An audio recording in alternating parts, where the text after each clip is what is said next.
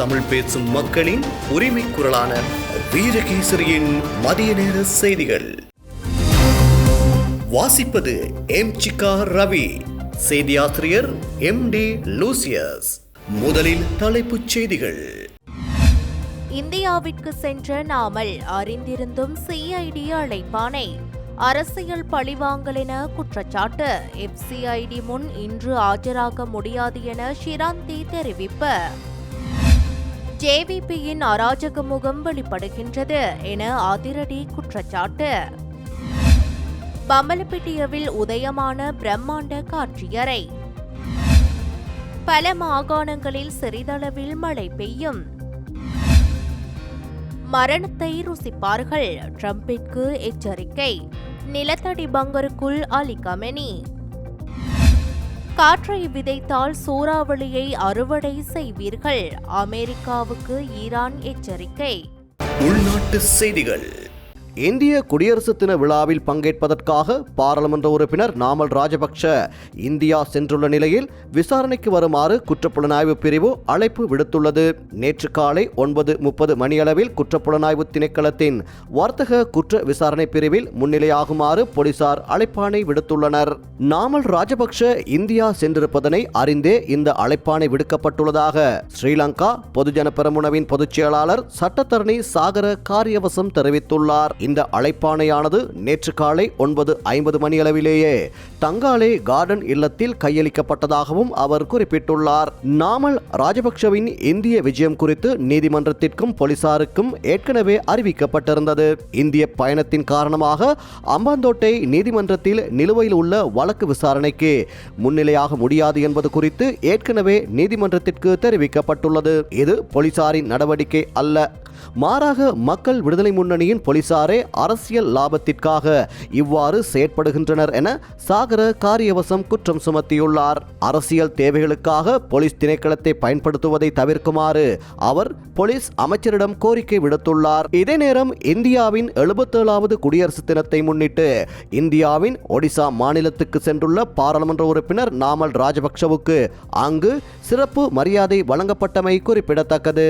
இதே நேரம் முன்னாள் ஜனாதிபதி மஹிந்த ராஜபக்சவின் மனைவி சிராந்தி ராஜபக்ச இன்று 27ஆம் தேதி குற்றப்புலனாய்வு பிரிவில் முன்னிலையாகுமாறு அழைக்கப்பட்டிருந்தார். தனிப்பட்ட காரணங்களுக்காக அவ்வாறு செல்ல முடியாது என்று அவர் தெரிவித்துள்ளார். சட்டத்தரணி ஒருவர் மூலமாக போலீஸ் நிதி குற்ற பிரிவுக்கு எழுத்துப்பூர்வமாக அறிவிப்பு விடுக்கப்பட்டுள்ளதாக போலீசார் தெரிவித்துள்ளனர். மேலும் எஃப்சிஐடியில் முன்னிலையாக 2 வார கால அவகாசம் கோரியுள்ளதாகவும் கூறப்பட்டுள்ளது.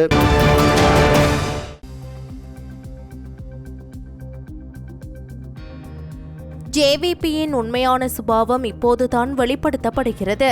பௌத்த மத குருமார்கள் காவி உடை அணிந்திருந்தாலும், சட்டத்தரணிகள் கருப்பு மேற்சட்டை அணிந்திருந்தாலும் அவர்கள் தம்மை எதிர்த்தால் நாம் பதில் தாக்குதல் நடத்துவோம் என அரசாங்கம் கூறுகிறது.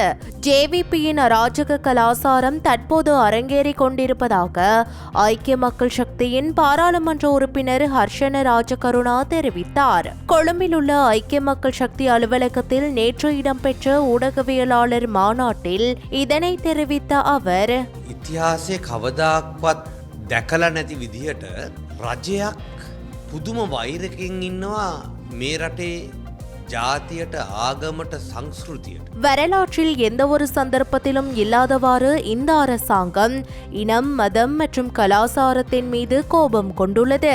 யார் என்ன சீருடை அணிந்திருந்தாலும் தமக்கு எதிராக செயற்பட்டால் பதில் தாக்குதல் நடத்துவோம் என அமைச்சர்கள் கூறுகின்றனர். ஜேவிபியின் உண்மையான சுபாவம் இப்போதுதான் வெளிப்படுத்தப்படுகிறது. 1980களில் தமது அரசியல் கொள்கைகளை கடைபிடிக்காதவர்களை இவர்கள் இவ்வாறு தான் கொன்று குவித்தனர். ஜேவிபி என்பது ஒரு பயங்கரவாத கட்சியாகும்.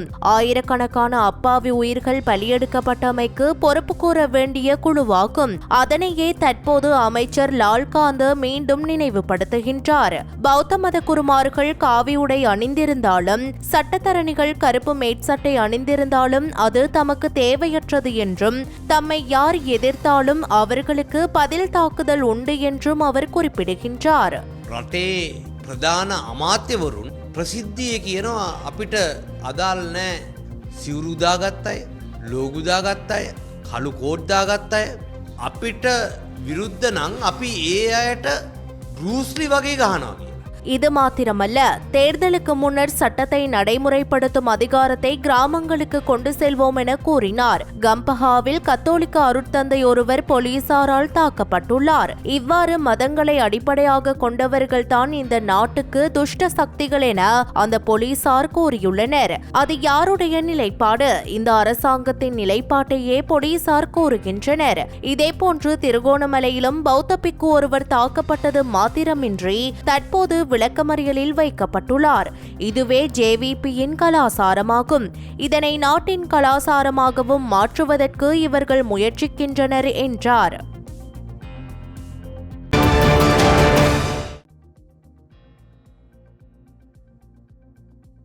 இலங்கையின் முன்னணி கையடக்க தொலைபேசி தொழில்நுட்ப விற்பனை நிறுவனமான டாக்டர் மொபைலின் பிரம்மாண்ட காட்சியறை கொழும்பு பம்பலப்பிட்டியவில் நேற்று கோலாகலமாக திறந்து வைக்கப்பட்டது. டாக்டர் மொபைல் கடந்த ஒரு தசாப்தத்திற்கும் மேலாக இலங்கையில் வாடிக்கையாளருக்கு சேவை செய்து வரும் முன்னணி கையடக்க தொலைபேசி மற்றும் உபகரண வழங்குனராக திகழ்கிறது. நம்பகமான லைவ் ஷாப்பிங் அனுபவத்தையும் சிரமமற்ற ஆன்லைன் கொள்முதல் வசதியையும் வழங்கி வசதி, தரம் மற்றும் மன நிம்மதியை உறுதி செய்கிறது. ஜிவி, நத்திங், டாகி மற்றும் கூல்பேட் போன்ற சர்வதேச அளவில் அறியப்பட்ட நாமங்களின் தேசிய விநியோகஸ்தராக டாக்டர் மொபைல் செயற்படுகிறது. புதுமை, நம்பகத்தன்மை மற்றும் மகிழ்ச்சியான அனுபவத்துடன் வாடிக்கையாளர்களுக்கு தொடர்ந்து சேவையை வழங்கி வருகிறது. இங்கு கருத்து வெளியிட்ட நிறுவனத்தின் தலைவர், right, and we are the distributors for Nothing and CMF brand in Sri Lanka. நேரடி பழுது பார்த்தல் சேவைகளில் நாங்கள் நிபுணர்கள். திறமையான தொழில்நுட்ப நிபுணர்களால் உங்கள் கண் முன்னே விரைவாகவும் வெளிப்படைத்தன்மையாகவும் தொழில்முறையில் பழுது பார்த்தல் மேற்கொள்ளப்படுகிறது. மிகுந்த மகிழ்ச்சியுடன் பம்பலப்பிட்டியவில் எங்கள் புதிய பிரீமியம் ஷோரூம் திறப்பு விழாவை அறிவிக்கின்றோம். இங்கு உயர்தர தயாரிப்புகளின் பரந்த வரிசை, நேரடி பழுது பார்த்தல் வசதிகள் மற்றும் உண்மையான பிரீமியம் சேவை அனுபவம் உங்களுக்காக காத்திருக்கிறது. உங்கள் கொள்முதலை மேலும் எளிதாக்க தவணை கட்டண வசதிகள் வழங்கப்படுகின்றன. டாக்டர் மொபைலில் நாங்கள் தொழில்நுட்பத்தை மட்டும் விற்கவில்லை, நம்பிக்கை, தரம் மற்றும் மகிழ்ச்சியை வழங்குகின்றோம் என்றார். We are into mobile phones, right? Mobile repairs and mobile accessories. So we get all the premium brands with us. Right? And the pricing, of course, I would say we are mainly focusing on online platform now. Right? So it's www.drmobile.lk. Where you will be getting daily offers in the website where anyone else in the country could give. வடமத்திய மற்றும் கிழக்கு மாகாணங்களில் சிறிதளவில் மழை பெய்யும் என எதிர்பார்க்கப்படுகின்றது. சப்ரகமுவ மாகாணத்திலும் காலி மற்றும் மாத்தறை மாவட்டங்களிலும் சில இடங்களில் பிற்பகல் 2 மணிக்கு பின்னர் மழையோ அல்லது இடியுடன் கூடிய மழையோ பெய்யக்கூடிய சாத்தியம் காணப்படுகின்றது.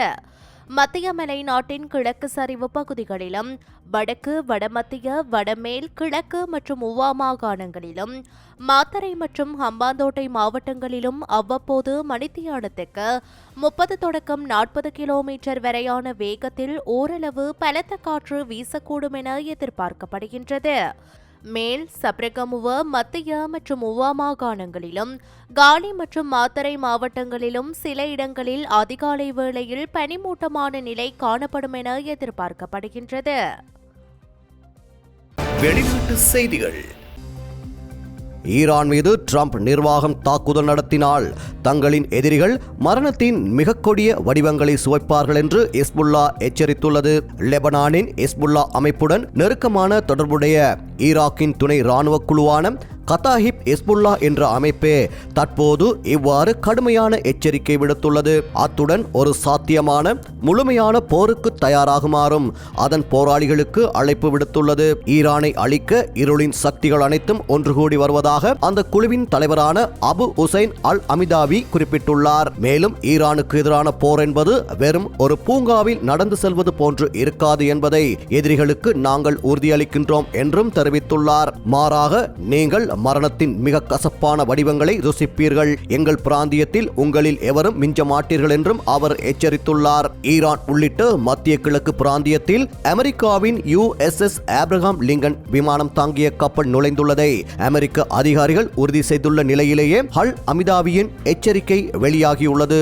USS ஆப்ரஹாம் லிங்கன் கப்பலுடன் USS Frank Petersen, junior USS ப்ரூயன் மற்றும் USS மைக்கேல் மார்பி ஆகிய ஏவுகணை அளிப்பு கப்பல்களும் மத்திய கிழக்கில் நுழைந்துள்ளன.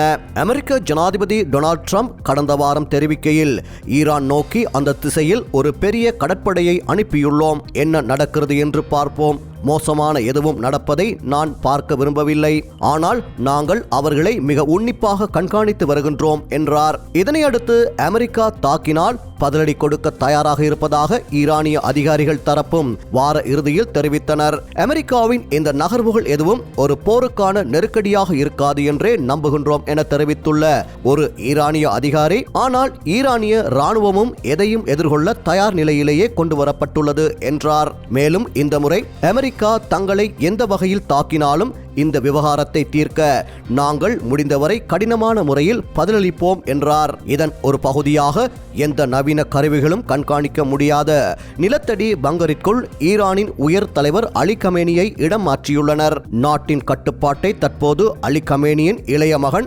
53 வயதான மசூத் கமேனியிடம் ஒப்படைக்கப்பட்டுள்ளது.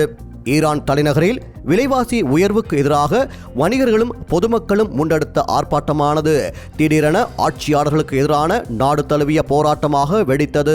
இதனையடுத்து கலவரக்காரர்கள் மீது நடத்தப்பட்ட கொடூரமான அடக்குமுறையை தொடர்ந்து ஆயிரக்கணக்கான மக்கள் கொல்லப்பட்டனர். பல்லாயிரக்கணக்கானோர் கைது செய்யப்பட்டதை அடுத்து அமெரிக்காவிற்கும் ஈரானிற்கும் இடையில் பதற்றம் அதிகரித்துள்ளது. வெளிநாட்டு செய்திகள். அமெரிக்க போர்க்கப்பல்கள் ஈரான் பகுதியை நோக்கி நெருங்கியுள்ள நிலையில் தலைநகர் டெஹ்ரானில் உள்ள எங்கலாப் சதுக்கத்தின் புதிய சுவரோவியம் ஒன்றை ஈரான் அரசு வெளியிட்டது. அதில் காற்றை விதைத்தால் சூறாவளியை அறுவடை செய்வீர்கள், எங்கள் நாட்டின் மீது ராணுவ தாக்குதல் நடத்த முயற்சிக்க வேண்டாம் என்று அமெரிக்காவிற்கு நேரடி எச்சரிக்கை விடுக்கப்பட்டுள்ளது. அமெரிக்க விமானம் தாங்கி கப்பலான USS ஆப்ரிகாம் லிங்கன் மற்றும் அதனுடன் வரும் போர்க்கப்பல்கள் ஈரான் பிராந்தியத்தை நோக்கி நகர்ந்து கொண்டிருக்கும் வேளையில் எங்கலாப் சதுக்கத்தில் உள்ள சுவரோவியத்தில் ஒரு விமானம் தாங்கி கப்பலின் மேல் தளத்தில் சேதமடைந்த மற்றும் வெடித்து சிதறிய போர் விமானங்கள் காணப்படுகின்றன. போர் விமானங்களின் வெடிப்புகள் நட்சத்திர வடிவங்களில் தெரிக்கின்றன. அந்த தளம் சடலங்களாலும் இரத்தத்தாலும் சேதமடைந்துள்ளது. அந்த இரத்தம் தண்ணீரில் வழிந்தோடி அமெரிக்க தேசிய கொடியின் கோடுகளை பிரதிபலிப்பது போல் தெரிகிறது. அந்த சுவரோவியத்தில் எழுதப்பட்டுள்ள எச்சரிக்கை வாசகத்தில், நீங்கள் காற்றை விதைத்தால் சூறாவளியை அறுவடை செய்வீர்கள் என எழுதப்பட்டுள்ளது. டெஹ்ரானில் உள்ள இந்த சதுக்கம் பெரும்பாலும் அரசால் ஏற்பாடு செய்யப்படும் கூட்டங்களின் விளம்பரங்களுக்கு பயன்படுத்தப்படுகிறது. அதிகாரிகள் தேசிய நிகழ்வுகளின் அடிப்படையில் சுவரோவியத்தை மாற்றுவார்கள். அமெரிக்க விமானம் தாங்கி கப்பலான USS ஆப்ரிகாம் லிங்கன் மற்றும் அதனுடன் வரும் போர்க்கப்பல்கள் ஞாயிற்றுக்கிழமை மாலை மத்திய கிழக்கு பகுதிக்கு வந்தடைந்து ஈரானுக்கு அருகில் உள்ளது என்று இஸ்ரேலின் ஊடகம் செய்தி வெளியிட்டுள்ளது. பாதுகாப்பை வலுப்படுத்தும் முயற்சிகளின் ஒரு பகுதியாக ஏவுகணை பாதுகாப்புக்காக வடிவமைக்கப்பட்ட அமைப்புகளை ஏற்றி செல்லும் ஒரு கப்பல் இஸ்ரேலை நெருங்குகிறது என்று அந்த அறிக்கை குறிப்பிட்டது. அமெரிக்க ஜனாதிபதி டொனால்ட் ட்ரம்ப் நிறைய கப்பல்கள் டெஹ்ரான் திசையை நோக்கி செல்கின்றன என்றும் ஒரு பெரிய கப்பற்படை அந்த நாட்டை நோக்கி செல்கிறது என்றும் கூறியதை தொடர்ந்து ஈரான் இந்த எச்சரிக்கையை விடுத்துள்ளது.